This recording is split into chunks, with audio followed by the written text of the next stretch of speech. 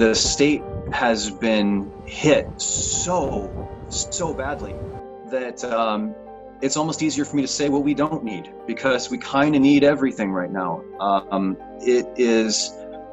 I really don't think that I can exaggerate how bad it is. A sudden and devastating storm known as Derecho tore through parts of Iowa last week, and some people are still wondering what hit them.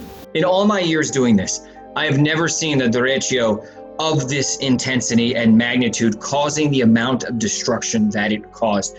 I mean, it has been catastrophic for the folks, especially that live in and around Cedar Rapids, Iowa, and then really far from that area as well. Rob Merritt lives in Cedar Rapids, Iowa, and shares his experience with the storm and its aftermath. Well, the weirdest part about the storm is there really wasn't any buildup to it.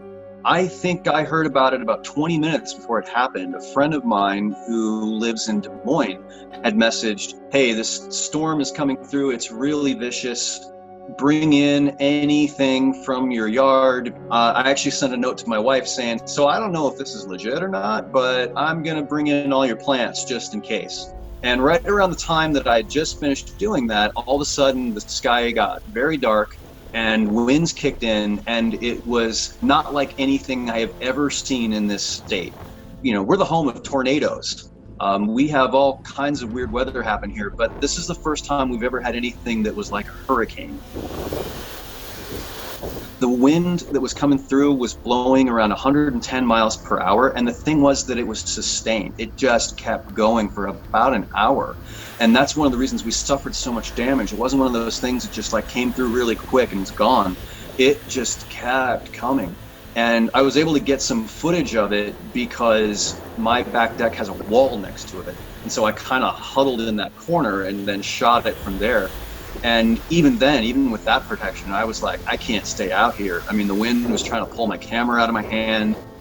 It was just incredibly violent. And then afterward, walking around our neighborhood and just seeing the destruction was just insane. And then realizing how widespread it was, you can't even calculate how much damage has been done. There are trees down everywhere. They've pulled power lines down with them. We are now a week into this, and there are still thousands of people in the city without power because it simply isn't safe to even try to turn it back on. You'd start the fires everywhere. It's bigger than people can possibly imagine. And one of the biggest responses I've been getting from friends and relatives who don't live here is they're just blown away when they see the images and the video. They're like, we haven't heard anything about this. And the level of destruction is on a par with what you see in much, much larger cities that are in hurricane zones where there is, 24/7 coverage for weeks of the damage and, the aftermath. We haven't had any of that. People don't even know what happened here. We lost half the tree canopy in the city.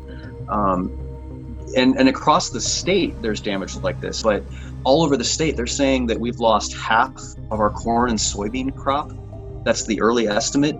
We're looking at months and months of recovery ahead of us. This is not something that we're going to clean up in a day or two, or even a week or two. It's just massive. And our city officials were saying that we're 76 square miles and every single one of them was affected by this. So yeah, the sheer scope of it, when you hear about tornadoes, they usually hit like one little isolated area. And this did not do that. It just tore a path across the entire state. So yeah, just the scale of it, I think, is what really sets this apart. We're trying to find ways to get food to people, to keep people cool. It's just getting people basic necessities. And with all the power out in so many places, it's hard even to coordinate a communications effort to do that. So the biggest thing for us is just kind of trying to get the word out and get help from people. Truly, we need help from Washington. We need the president to help us out. And we just need people to hear this story. Anybody who can come in and talk about what's happened and just share what they've seen would be incredibly helpful for us, because it's just kind of amazing to me that so few people are even aware of what's happened here. Anything that people can do to help elected officials pay attention to what's happened, to get federal help, to get help from from Washington, even if it's just to share photos on social media and be like, have you heard about what happened in Iowa? Because I think if people know, they'll either send help themselves or they'll push for elected officials to help us. Merritt says people have stepped up to help each other. There have been so many volunteers coming out to help distribute food and distribute water and just help people. And that hasn't really been coordinated by any government agency. That's just been people stepping up and saying, hey, I know that this is needed. And so all over the place, what you're seeing are people helping people. And that spirit of community gives him hope. This is a heck of a hit, but we're going to come back from it. We need help to come back from it, but we're going to come back from it. This is Inside Edition Digital.